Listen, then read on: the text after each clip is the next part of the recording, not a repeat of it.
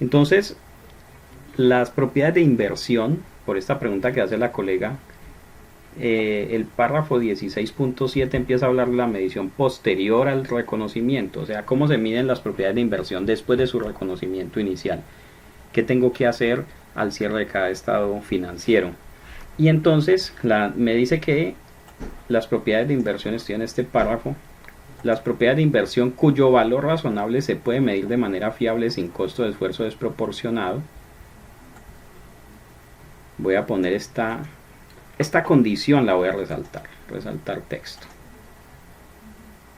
Entonces vamos a leer sin ese resaltado. Las propiedades de inversión se medirán al valor razonable en cada fecha sobre la que se informa, reconociendo el resultado los cambios en ese valor razonable. Así de sencillo. Según lo que hemos estudiado aquí acerca de cómo entenderlas ni de cómo interpretarlas, la medición a valor razonable, y ojo, sin tener en cuenta lo que está en amarillo, que ya vamos a hablar de eso. La medición a valor razonable de las propiedades de inversión ¿es obligatoria o es voluntaria?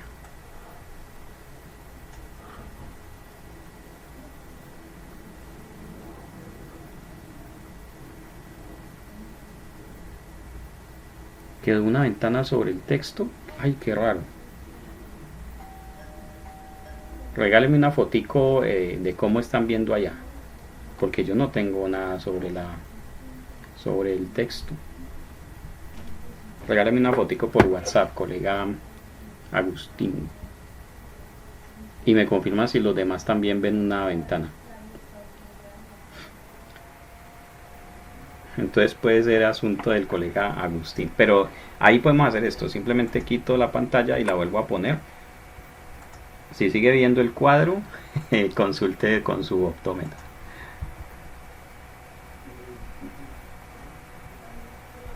Listo, ahí la refresqué.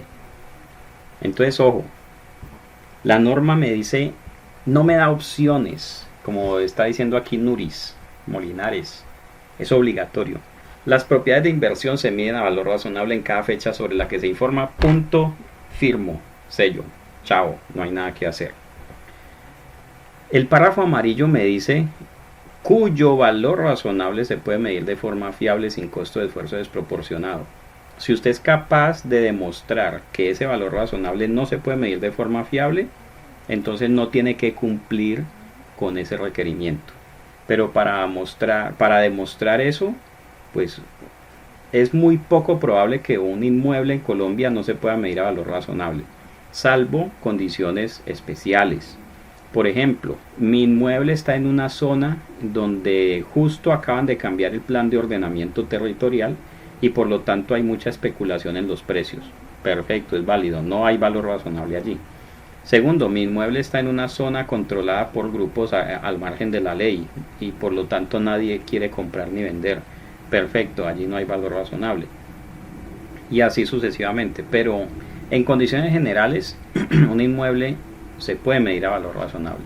Y si usted quiere hacer uso de la excepción de lo que yo marqué en amarillo, tiene que demostrarlo, tiene que hacer otro papel de trabajo demostrando que para ese inmueble no hay valor razonable. Y eso puede ser peor que mandar a hacer un avalúo, ¿ok? Ahora, ¿qué es valor razonable?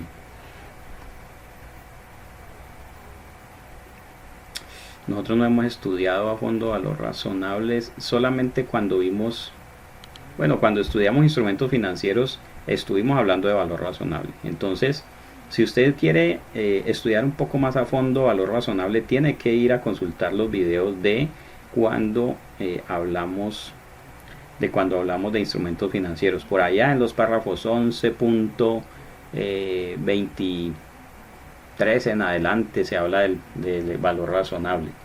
¿Sí? Entonces, mejor dicho, nos toca ir allá, a esa sección 11, para ver qué es esa cuestión del valor razonable.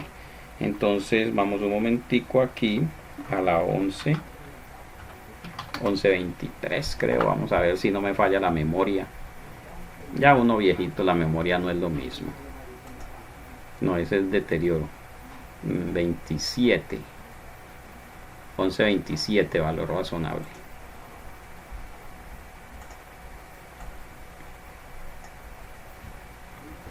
Entonces, el valor razonable,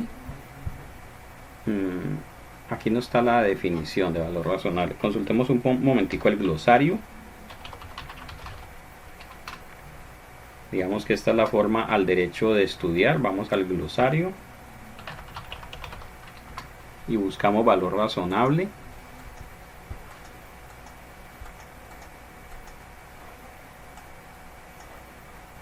Está más abajo por la B.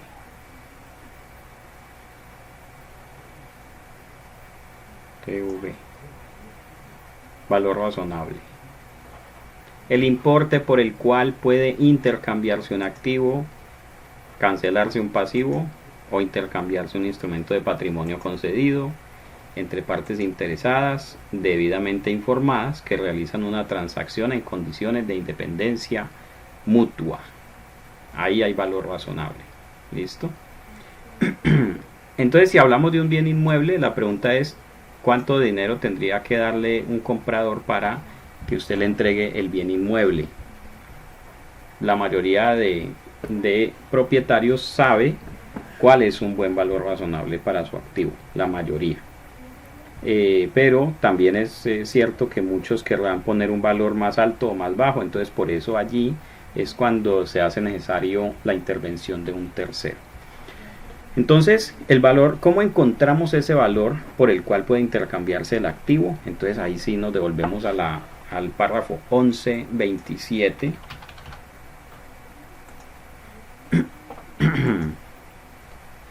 Y el párrafo 11.27 habla acerca de el valor razonable de los instrumentos de patrimonio, pero como no hay más, no hay otra fuente de consulta, pues nos toca usar esa para encontrar el valor razonable de las propiedades inmuebles. Entonces el valor razonable se encuentra utilizando una de las siguientes tres opciones y hay una jerarquía para usar esas tres opciones. La jerarquía significa que primero tengo que utilizar lo que está de primero, luego lo que está de segundo, luego lo que está de tercero. La mejor manera o la mejor evidencia de valor razonable es un precio cotizado para un activo idéntico o un activo similar en un mercado activo. Este suele ser el precio comprador actual. Esta definición calza perfectamente solamente para las acciones y los demás instrumentos que se cotizan en una bolsa de valores. ¿Sí? Es lo que tiene un precio cotizado. Precio cotizado significa que hay alguien que publica esos precios en todo momento y cada que alguien compra o vende le llega la información y la publica. Eso es un precio cotizado, es un precio irrebatible. Si usted tiene unas acciones de Tesla y las va a vender, nadie se las va a comprar a un valor distinto de cómo está el mercado en este momento. Así de sencillo. Entonces, cuando hablamos de bienes inmuebles, no hay precio cotizado, no hay algo que sea una bolsa de inmuebles donde haya precios cotizados de inmuebles. Entonces pasamos al literal B y decimos cuando no están disponibles precios cotizados, el precio de un acuerdo de venta vinculante o una transacción reciente para un activo idéntico o similar en condiciones de independencia, proporciona evidencia del valor razonable.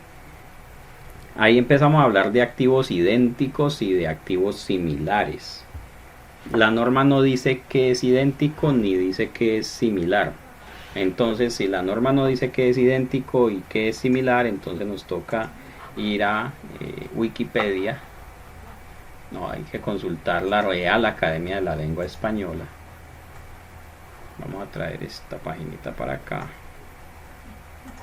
Perdón por los muñequitos, este computador es usado en gran parte del tiempo por mis hijos y me lo tienen vuelto muñequitos. Vamos a la definición de similar e idéntico. Idéntico para la RAE, ¿qué es idéntico?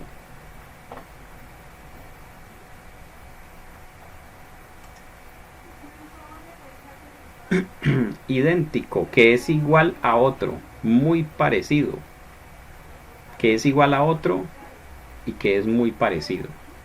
Entonces, usted puede hablar de que un inmueble es idéntico a otro. Por ejemplo, si usted está vendiendo un apartamento en una torre y hay otros 3 o 4 apartamentos en el mismo piso de donde está el suyo, para decir pues que está en la misma unidad, con las mismas zonas comunes y todo, de un área igual, y eso que allí puede haber diferencias, porque si el suyo tiene la ventana hacia Monserrate y el otro tiene la ventana hacia el aeropuerto, eso puede implicar una diferencia en el precio. Puede que al uno le dé el sol de la mañana, al otro el sol de la tarde, pero por lo menos en condiciones físicas pues son idénticos. Ahora, ¿qué es algo similar? Entonces yo puedo decir aquí que me busque la palabra similar. Entonces dice que tiene semejanza o analogía con algo. Semejanza es cualidad de semejante, y semejante, oiga, a ver si nos pone a voltear. Semejante, que semeja o se parece, con sentido de comparación o ponderación, con carácter demostrativo, dicho de figura que da próximo símil retórico por semejante, listo. Semejante, que se parece a otro, listo. Entonces, si usted dice, tengo un inmueble, por ejemplo, tengo un local comercial en el centro de Bogotá, el valor razonable podría ser el precio de negociación de otro local que se parezca a ese, en condiciones de ubicación, en condiciones de tamaño, en condiciones de acceso de servicios públicos, todo eso. Entonces, el precio de compra, venta o negociación de otro activo que se parezca al suyo nos da indicios de que ese es el valor razonable de un activo en particular. ¿Sí? Entonces, ahí lo que buscamos es evidencia de ese valor razonable. Entonces, si la entidad es capaz de demostrar que comparó o que tuvo información de negociaciones recientes de un activo similar, o que hizo una comparación de mercado, o que de algún modo puede decir que su inmueble vale tanto porque estuvo mirando este y aquel, este lo vendieron en tanto, este lo vendieron en tanto, la ubicación tal. Si él puede demostrar eso, eso es valor razonable. Y fíjese que allí no es necesario, la norma no dice que sea obligatorio que yo tenga que contratar a un tercero para hacer ese avalúo. Lo que sí tengo que decir es si el avalúo lo hice, o si el estudio de valor razonable lo hice yo mismo o lo hizo un tercero. La norma tiene, las revelaciones tienen que decir eso. Pero en todo caso tengo que buscar ese valor razonable para el activo. Entonces, si es una entidad y los dueños o algún funcionario tiene la experiencia en ese tipo de valoraciones y lo puede hacer, bienvenido sea. Si no, pues entonces contrate un tercero que le haga una buena valoración. Yo hasta ahora, de todos los avalúos que he mandado a hacer a propiedades, ninguno se ha aproximado a lo que es verdaderamente el valor de la propiedad. Siempre hay, yo no sé, hasta ahora no he encontrado como un perito que realmente nos dé un valor satisfactorio para todas las partes. ¿Sí? Muchas veces esos valores no satisfacen ni al comprador ni al vendedor. Por ejemplo, si alguien va a comprar una casa y por la casa le piden 400 millones de pesos y aparece un comprador que le diga, listo, yo le doy los 400 millones de pesos, y luego dice, voy a llamar a un perito porque voy a comprar con crédito bancario, y luego el perito viene y dice que es que la casa no vale 400 sino que vale 250. Fíjese que incluso habiendo un acuerdo entre comprador y vendedor, el perito está diciendo algo distinto. Entonces, si hay un comprador y un vendedor que se han puesto de acuerdo en el precio, el informe de un perito evaluador no debería ser distinto de ese precio en el que ya están de acuerdo, teniendo en cuenta que son partes independientes, debidamente informadas, que no tienen un sesgo en sus intereses, ¿sí? Que no hay presión del uno o del otro. Entonces, colega Nuris, hay que medir esas propiedades de inversión a valor razonable. Si no lo saben hacer en la compañía, entonces conseguir un perito evaluador externo independiente rebatir con él el precio hasta que haya un precio que satisfaga a las partes, y ese será el valor razonable de ese bien inmueble. Es obligatorio, a menos que usted quiera demostrar que el inmueble no tiene valor razonable. ¿Listo? Resuelta la inquietud. Muchas gracias por preguntar, a mí me gusta mucho responder. Vamos a retomar este conversatorio estudiando la sección 17 y lo que tiene que ver con la información a revelar, párrafo 17-31 en adelante. Y si es necesario, me gustaría, no sé, que entre ustedes mismos hagan algunos ejercicios o me manden ejemplos de revelaciones y yo les puedo calificar de algún modo si esas revelaciones satisfacen lo que la norma está pidiendo. Desde que empezamos a hablar de NIF, por ahí ya en el año, en lo personal, desde el año 2011, siempre hemos sostenido que las revelaciones son una parte importante o quizá la más importante de la convergencia NIF, pero a la hora de la verdad, hoy, 10 años después, bendito, sí, uno sí se envejece muy rápido. 10 años, hoy es 2021, Padre Santo. Hoy, 10 años después de estar diciendo lo mismo, encontramos que todavía hay muchas falencias en la forma y contenido de las revelaciones. Entonces es tiempo de empezar a cambiar esto, a corregir esto, y les doy un dato.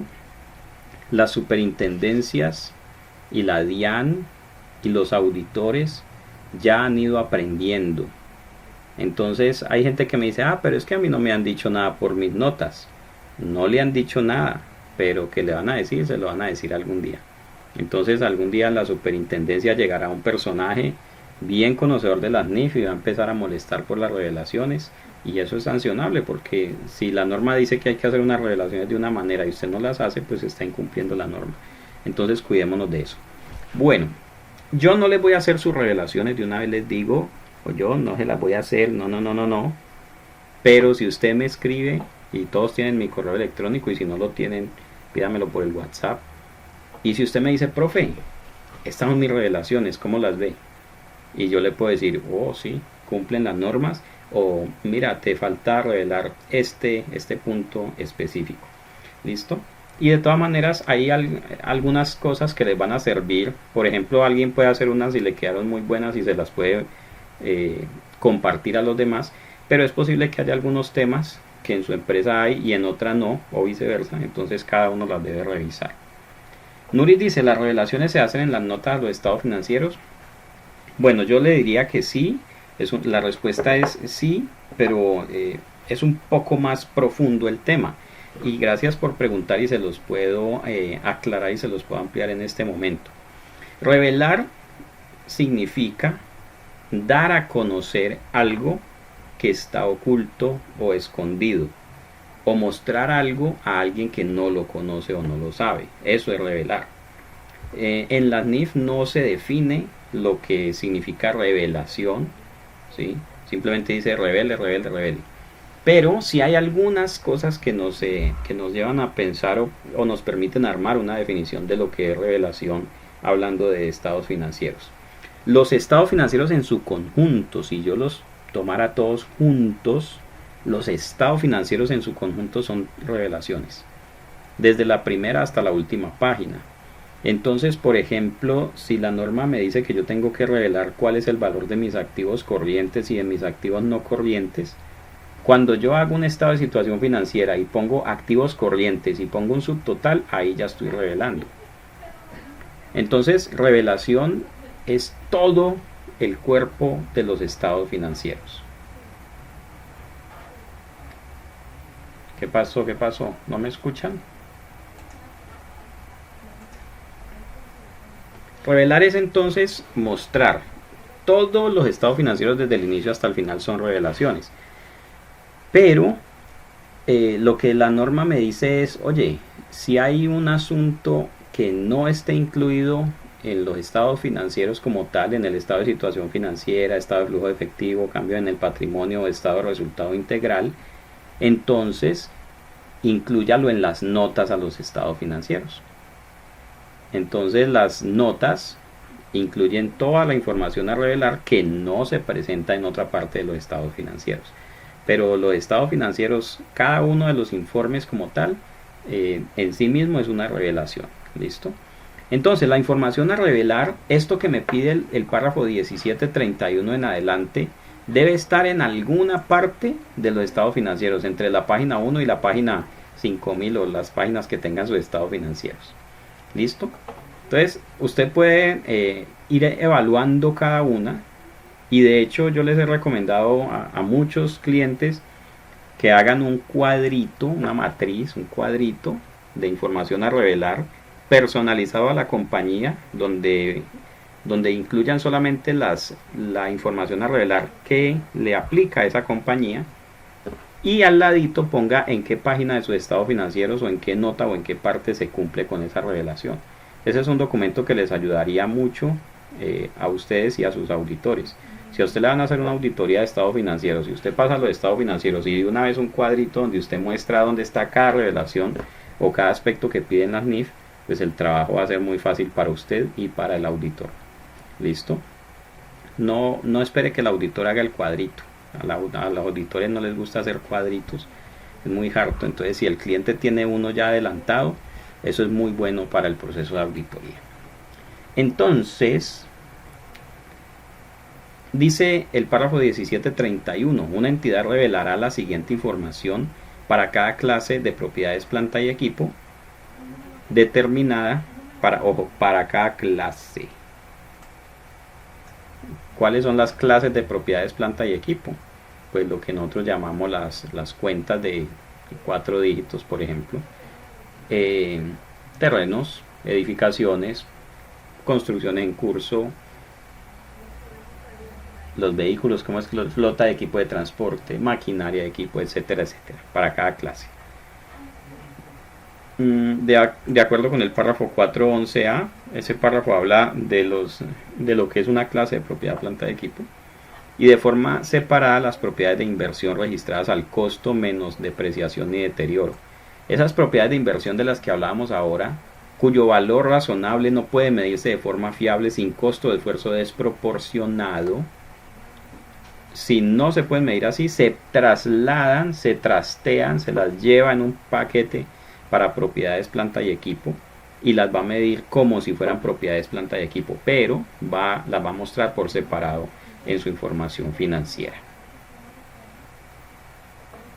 Dice que hay que revelar las bases de medición utilizadas para determinar el importe en libros brutos. Y ojo que usted puede decir, por ejemplo, los terrenos los mido al valor razonable, pero las edificaciones las mido al costo de depreciación deterioro. Los vehículos los mido por depreciación decreciente, suma de dígitos de los años. Las máquinas las mido por horas utilizadas, pero esta máquina en particular la mido por las unidades producidas. Todo eso puede ocurrir. Entonces, usted va a hacer una nota donde va a explicar eso, cómo mide usted esas propiedades, planta y equipo. Generalmente la nota 2, que habla de políticas contables, ahí encuentra uno esa información. No hay que repetirla. O sea, usted no tiene que hacer una nota que diga nota número 17.31 literal A. No necesariamente. Usted en la nota 2 puede hablar de las políticas contables más importantes y allí incluir todas estas que le pide la norma. Luego dice los métodos de depreciación utilizados. Si usted deprecia por línea recta, deprecia por unidades de producción, deprecia por horas trabajadas o deprecia por suma de dígitos de los años, una depreciación decreciente o una depreciación creciente. ¿Qué depreciación está utilizando? ¿Qué métodos? Literal C, las vidas útiles o las tasas de depreciación utilizadas. Y entonces hay contadores, yo sé que por ahí puede haber alguno de los que está aquí o de los que nos ven por YouTube, que le encanta hacer un cuadrito donde dice las edificaciones las deprecio a 45 años, los automóviles a 10 años, las máquinas a 20 años y así sucesivamente. Eso es muy curioso, muy gracioso, porque es como decir que todos los edificios van a durar exactamente el mismo tiempo. y todos los vehículos también van a durar exactamente el mismo tiempo y así sucesivamente.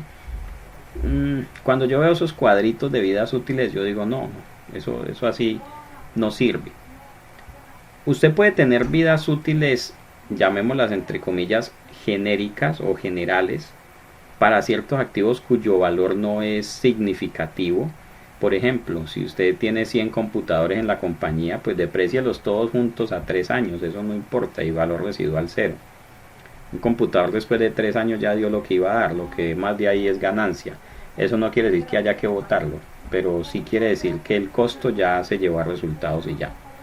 Pero definitivamente si usted tiene 2 edificios, usted tiene que hacer una evaluación de cada uno de esos edificios para establecer la propia vida útil de cada uno de ellos, la tasa de depreciación, el valor residual, etcétera. Entonces, más bien en lugar de un cuadrito con esas vidas útiles genéricas que realmente no sirven de mucho, yo le recomendaría que para los activos grandes, importantes, relevantes, significativos, materiales, usted revele las vidas útiles de cada uno de ellos y los valores residuales. Por ejemplo, los edificios, las máquinas que tengan un gran valor, los vehículos que tengan un valor importante y así sucesivamente. Y para activos que se suelen depreciar a una vida útil es así general, pues a eso sí dice, los muebles y enseres los deprecio a 10 años sin valor residual. Listo, perfecto. Pero que usted me diga que todos los edificios les va a poner vida útil de 45 años y valor residual cero, ahí eso se empieza a complicar. ¿Ok? Muy bien. Literal D, el importe bruto en libros y la depreciación acumulada agregada con pérdidas por deterioro del valor acumuladas al principio y al final del periodo sobre el que se informa.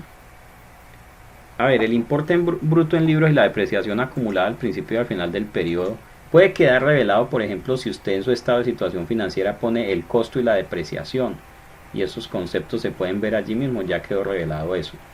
Si usted en el estado de situación financiera pone solamente el total, que es realmente lo que se usa, entonces en la nota sí va a decir ese total a este año y al año anterior corresponde a este costo menos esta depreciación menos este deterioro, etcétera, al año inicial y al inicio del año y al final del año.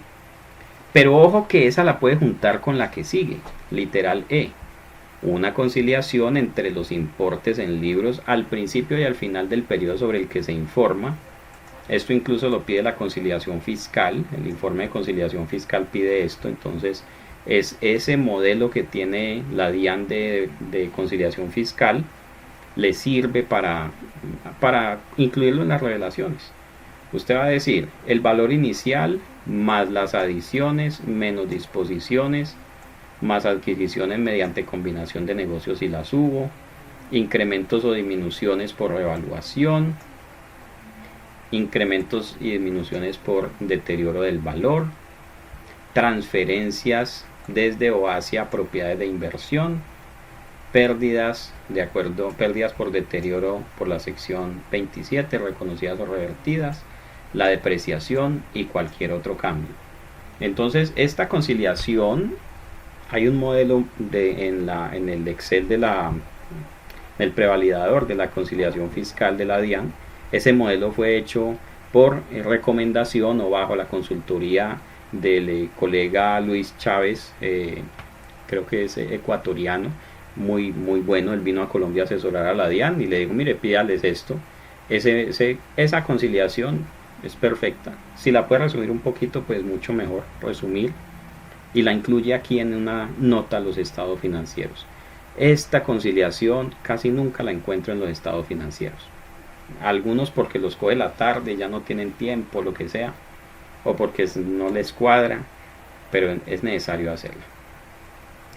Y ojo que esto no es necesario presentarla para periodos anteriores, o sea, si está haciendo los estados financieros 2020, hace la conciliación solamente saldo inicial 2020 más la conciliación y saldo final del 2020. No necesita hacerlo para el 2019 conciliado, solo por el último año presentado, no para periodos anteriores. Y la entidad revelará también la existencia de importe en libros de propiedad, planta y equipo a los que la entidad tenga alguna restricción o que esté pignorada como garantía de deudas. Entonces, si usted tiene las bodegas hipotecadas, o las compró por leasing, o las tiene como garantía a sus proveedores para que le manden mercancía a crédito, todo eso usted lo va a informar en sus estados financieros. Esto con el fin de que el usuario pueda saber qué pasa con esos propiedades, planta y equipo. Porque, por ejemplo, si usted tiene una bodega y la tiene en leasing, usted la pone en los estados financieros, aunque no esté la escritura a nombre suyo, pero usted va a informar, ojo que esta bodega está en leasing, y va a haber otra revelación por allá cuando usted hable de los contratos de arrendamiento leasing, allá también va a hablar de esa misma bodega, puede decir allá, ver la nota tal, y ahí la pone una nota cruzada con esta, ya iba a decir que la linkea, le pone una nota cruzada con esta, y allí va a quedar su estado financiero bien bonito. Y luego el importe de compromisos contractuales para la adquisición de propiedades, planta y equipo. Entonces usted va a decir si tiene contratos ya firmados para la compra de propiedades, planta y equipo, qué tipo de propiedades, planta y equipo va a comprar, para qué las va a utilizar, cuánto le van a costar, si las va a comprar de contado o a crédito. Fíjese que aquí no dice hasta dónde le requieren información, pero la información que se necesita es una información que sea útil para los usuarios de los estados financieros. Entonces, todo lo que tenga que ver con esos compromisos. Y, colorín colorado, esto no se ha acabado. Ay, pensé que se acababa allí. El literal C. Si una entidad tiene propiedades de inversión cuyo valor razonable no se puede medir fiablemente sin costo de esfuerzo desproporcionado, va a revelar este hecho, las razones por las que no se puede hacer la medición para los elementos de propiedad de inversión. Ok, es que estos párrafos son nuevos en la norma 2015.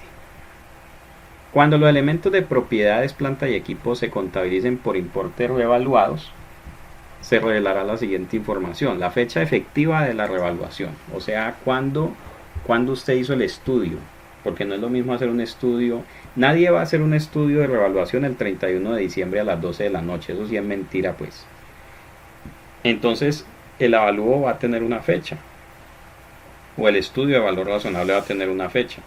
Usted tiene que decir específicamente cuál es esa fecha, el 15 de noviembre, o el 20 de enero. Eso se puede hacer unos días antes, unos días después del cierre, pero siempre voy a hacer la revelación de cuándo específicamente hice esa evaluación. Va a decir si se han utilizado los servicios de un tasador independiente. Por esto es que les digo que la norma no me exige que yo tenga que contratar a alguien, pero sí me exige que yo revele si el estudio lo hice yo o le pagué a alguien. ¿Y esto por qué? Pues porque algún usuario de la información podrá evaluar que un estudio hecho internamente puede ser sesgado y uno hecho por un tasador independiente puede ser más preciso. Eso podría ser el concepto de un independiente. En todo caso, lo que la norma busca es transparencia, que usted diga si el estudio lo hizo usted mismo o si el estudio lo hizo un tercero. Y de todas maneras, aunque lo haya hecho un tercero, fíjese lo que le pide: los métodos y suposiciones significativas aplicadas al estimar los valores razonables de las partidas.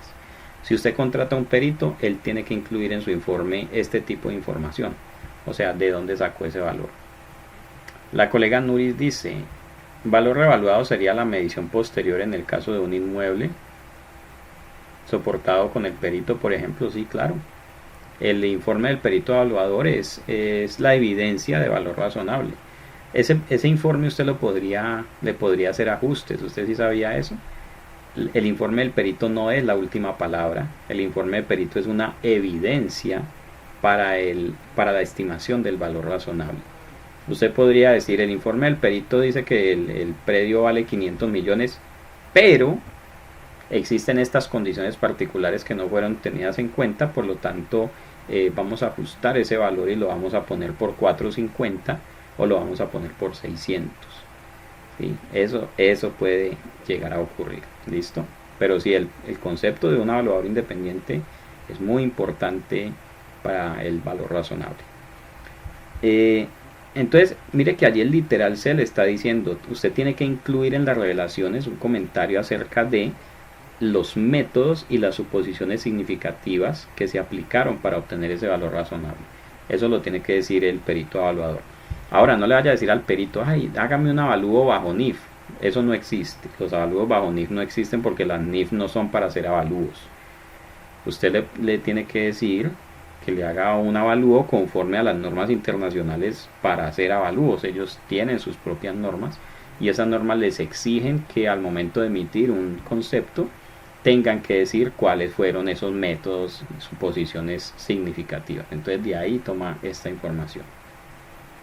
El literal D le dice, para cada clase de propiedad, planta y equipo que se haya reevaluado, tiene que mostrar el importe en libros al que se habría reconocido si se hubieran contabilizado con el modelo del costo. Entonces, si están reevaluados,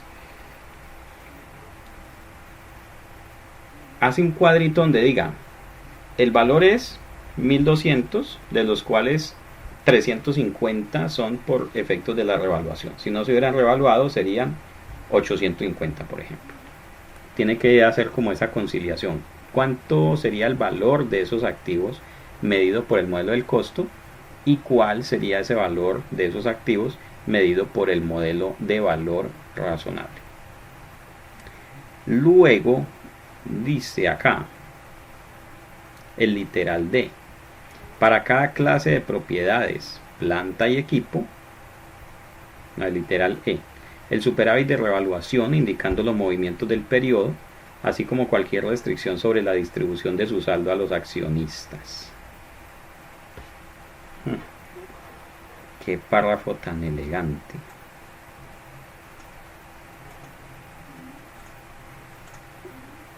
Le voy a hacer una pregunta bien cascaruda.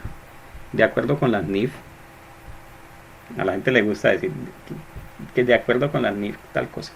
De acuerdo con las NIF, ¿el superávit por revaluación se puede distribuir o no se puede distribuir? De acuerdo con las NIF. ¿Usted qué dice?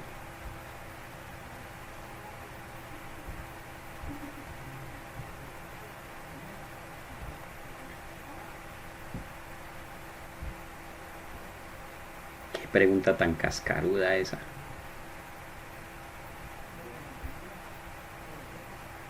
Pero felicito a los colegas Néstor y Roger que por lo menos se atreven a dar una respuesta diciendo que no. Digamos que esto me hace acordar de un tipo de pregunta, creo que salía en el ECAES, cuando hice el ECAES, que dice, voy a hacer una pregunta tipo ECAES. El superávit por revaluación no se puede distribuir porque las NIF no lo permiten. Esa es una pregunta que tiene causa y efecto. Está diciendo que la causa es que las NIF no lo permiten y el efecto es que no se pueden distribuir los dividendos. Pues resulta que la pregunta como tal, la respuesta a esa pregunta es negativa.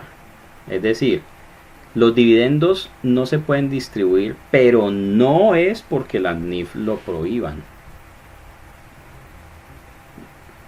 Esto tiene que quedar claro. Los dividendos no se pueden distribuir, pero no es porque las NIF digan que no se pueden distribuir. Porque las normas, las NIF no se meten con la distribución de utilidades. En otras palabras, casi que le podríamos hacer una nota al margen a las NIF que diga, las NIF dicen cómo calcular las utilidades y el resultado integral, pero de ahí para adelante haga lo que quiera con esas utilidades y resultado integral. Entonces por eso este literal E dice que usted tiene que mencionar, que usted tiene que decir expresamente si hay alguna restricción de distribución del saldo de la revaluación a los accionistas. Y aquí yo desafío a cualquier abogado comercial a que me diga dónde dice el Código de Comercio que la revaluación de activos no se puede distribuir. Me gustaría conocer qué dicen los abogados comerciales acerca de esto. Y el amigo Néstor, que es de ir a juntas directivas y todo esto, ¿qué respondería cuando un socio accionista por allá bien aventado le diga, Dígame por qué, si tenemos un superávit por revaluación, no se puede distribuir. Y tendría que acudir al Código de Comercio y buscar lo que diga allá. Entonces, con esto yo pensaría que hay países que sí permiten la distribución de superávit de revaluación. Es posible, porque si esta norma dice que hable de las restricciones que puedan existir, significa que es posible que algún país le dé por permitir distribuir esos superávit por revaluación. Y eso tiene mucho sentido, porque si yo soy un inversionista que estoy 3 o 4 años como soy socio de una compañía y me retiro, no voy a recibir el beneficio por esas revaluaciones. Entonces, todo eso puede llegar a suceder. Yo les invito, escríbanle a sus amigos, los que tengan perfil como de abogado de tipo comercial y derecho administrativo y todo esto, a los miembros de junta directiva, ¿sí? Háblenle sobre esto, para que tengamos como una idea clara de dónde es que viene la restricción de distribución de utilidades. ¿Ok? Habrá que mirar el artículo 141 y el 451 del Código de Comercio, que son los que hablan acerca de la distribución de utilidades, y tendremos que ser capaz de concluir en consenso por qué esas utilidades no son distribuibles. Entonces, de todas maneras, dígale a la gente que no son distribuibles, porque imagine qué locura distribuyendo eso. Pero nos toca tener un argumento mucho más sólido, si no esto se puede desbaratar en cualquier momento. ¿Listo? Bueno, y ahora sí, colorín colorado, la sección 17 se ha terminado. Entonces, les voy a proponer lo siguiente, amigos, a los que están conectados. Bienvenido, Roger, Olimpo, Osvaldo, se conectaron ahorita. Les voy a proponer, los que quieran, que revisen sus notas a los estados financieros. Miren uno por uno la información a revelar que les pide estos párrafos 17-31 en adelante, y que me manden preguntitas al correo electrónico. Profe, esta es mi revelación, tal, pero ojo, revísela usted primero. No me la va a mandar así como está, sin revisar. Revísela usted. Yo sé que de pronto va a encontrar algo que mejorar. Mejórelas, me las envía y con mucho gusto yo les doy algún concepto, y si autoriza las compartimos con el grupo. Listo, las pongo allí en el material de Excel que hemos estado haciendo en nuestras sesiones. Ok. Bueno, amigos, preguntas, inquietudes, comentarios, los quiero escuchar y los quiero leer, que ya los estoy extrañando. Dice Agustín, ¿es adecuado incluir en las notas los estados financieros, los mismos estados financieros? No. El estado de situación financiera, el estado de flujos de efectivo, el estado de cambios en el patrimonio, el estado de resultado integral, digamos que son las primeras páginas de todo el documento que se llama estados financieros. Y esas primeras páginas hacen unas revelaciones, y las que no queden incluidas allí aparecerán en las notas a los estados financieros. Pero no debemos repetir información. De hecho, si la información aparece en alguna parte, no es bueno que aparezca repetida por allá en otra nota, a menos que sea estrictamente necesario. Es mejor hacer notas cruzadas. ¿Listo? ¿Alguien más tiene alguna pregunta, mis amigos? Bueno, entonces vamos a dar por terminada la sesión de hoy. Quedamos aquí.